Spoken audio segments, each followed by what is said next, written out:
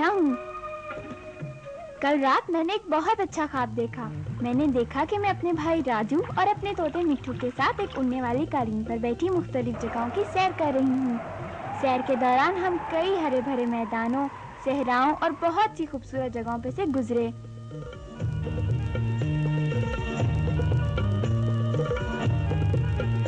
फिर हम घर वापस आ गए।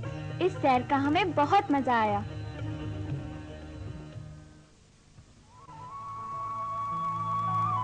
हमारा एक छोटा सा घर है जिसमें मैं अपनी अम्मा, अब्बा, दादी अम्मा, राजू, छोटी बहन रानी, हमारी गाय लाली और अपने प्यारे मिट्ठू के साथ रहती हूँ।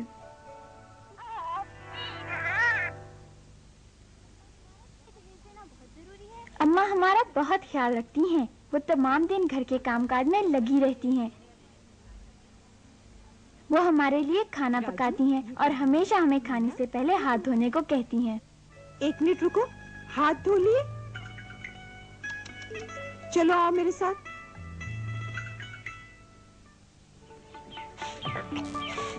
राजू, मीना, स्कूल का वक्त हो गया है।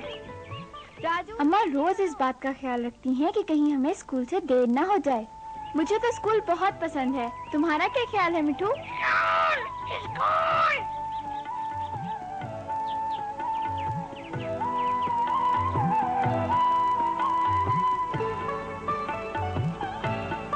मुंह खोलो मीना, आ करो। अम्मा हमें सेहत मरकज लेकर जाती हैं ताकि हम बीमार ना हों। ये दोनों स्कूल जा सकते हैं। बहुत शुक्रिया डॉक्टर साहिबा। मुझे खुशी है कि आप लोग अपनी बेटी का भी ख्याल रखते हैं। अब्बा अपने खेत में खूब मेहनत से काम करते हैं। वो हम सब के साथ मिलकर खाना खाते हैं और इस बात का भी ख्याल रखते हैं कि हम सब पेट भरकर खाना खाएं। लेकिन अगर घर में कोई परेशानी हो तो उनसे खाना नहीं खाया जाता। अब्बा, आप खाना क्यों नहीं खा रहे? मैं बहुत परेशान हूँ। धान का बीज खरीदने के लिए मेरे पास पैसे नहीं हैं। लेकिन बुवाई का वक्त तो आ गया है। मुझे मालूम है, लेकिन उधार के सिवा कोई चारा नहीं। कहो भाई, कैसे आना हुआ? हमारे अब्बा को पढ़ना लिखना नहीं आता। एक रोज गांव के दुकानदार ने अब्बा को धोखा देने की कोशिश की। वगैरह मिलाकर कुल 800 रुपए हो गए। ये सारे पैसे तुम्हें फसल पर देने होंगे। अंगूठा इधर लाओ, यहाँ अपना अंगूठा लगा दो। ओ अब्बा रुको, देखो तो इसमें 800 रुपए नहीं बल्कि 1800 रुपए लिख रखे हैं। अरे क्या वाकई? आजकल मुझे सही नजर नहीं आता। छोटी सी भूल हो गई। छोटी सी भूल। ये 1000 कट गया। अब तो ठीक है ना? हाँ, 800 रुपए। हाँ, शायद तुम स्कूल जाती हो। हाँ, मीना स्कूल में बहुत सी काम की बातें सीख रही है। अब्बा मुझसे बहुत खुश हैं। उन्होंने कई मर्तबा मेरी उन बातों से फायदा उठाया जो मैंने स्कूल में सीखी। लेकिन अब्बा इसका इकरार नहीं करते थे। वो अक्सर कहा करते कि लड़कियों को स्कूल जाने की जरूरत नहीं। उनकी इस बात पर मैं अफसुर्दा हो जाती क्योंकि मुझे स्कूल जाने का बहुत शौक था। अब्बा, मैं भी स्कूल जाऊंगी। नहीं मीना, तुम्हारी माँ को घर पर तुम्हारी जरूरत है। लड़कियों का स्कूल जाना जरूरी नहीं है। अब्बा मुझे भी जाने दें। तुम्हें तो अब खाना पकाना और घर के कामकाज सीखने चाहिए। लेकिन मैं लिखना और पढ़ना भी चाहती हूँ। किस लिए मीना? अब जाओ, जाकर पानी भर लाओ।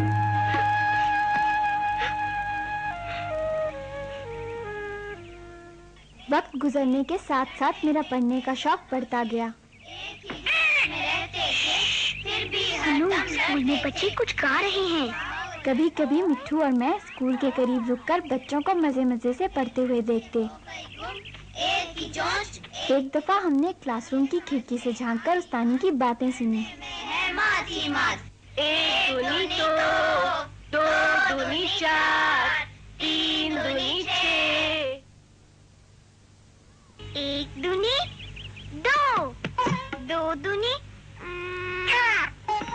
3 दूनी 6। मिट्ठू, मुझे आता जा रहा है।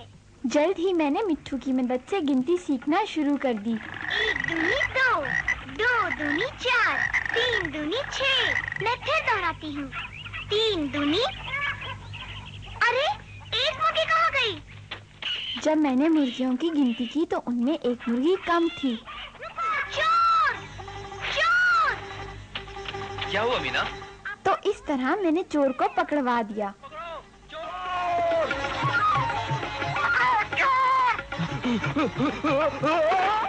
तुम्हारी वजह से चोर पकड़ा गया। क्या तुमने चोर को मुर्गी चुराते देखा? इस वाक्य के बाद अब्बा और अम्मा को एहसास हुआ कि मेरी तालीम से उन्हें फायदा पहुंच सकता है। हाँ, अब कल से तुम भी स्कूल जरूर जाया करोगी। वाकई? हाँ बिल्कुल। ये मेरी जिंदगी का सबसे खूबसूरत दिन था। आओ मीना, आज हम इस दरख्त की चोटी तक चढ़ते हैं। मेरे भाई राजू को दरख्तों पर चढ़ना बहुत अच्छा लगता है और मुझे भी, मगर दादी अम्मा कहती हैं लड़कियों को इस किस्म के काम नहीं करने चाहिए। वो कहती हैं लड़कियां दरख्तों पे नहीं चढ़ा करती। मुझे मालूम है कि दादी अम्मा और बाकी घर वाले मुझे कितना प्यार करते हैं, लेकिन पता नहीं हमारे यहाँ लड़कों और लड़कियों के लिए अलग अलग उसूल क्यों बनाए गए हैं। शायद हम पहुंच ही जाए। एक रोज मिट्ठू और मैंने एक मजेदार आम तोड़ा। इस आम को अम्मा के पास ले चले। अम्मा, अम्मा देखो मुझे क्या मिला। मीना, तुम फिर दरख्तों पे चढ़ने लगी? पर दादी देखो तो कितना बड़ा आम है।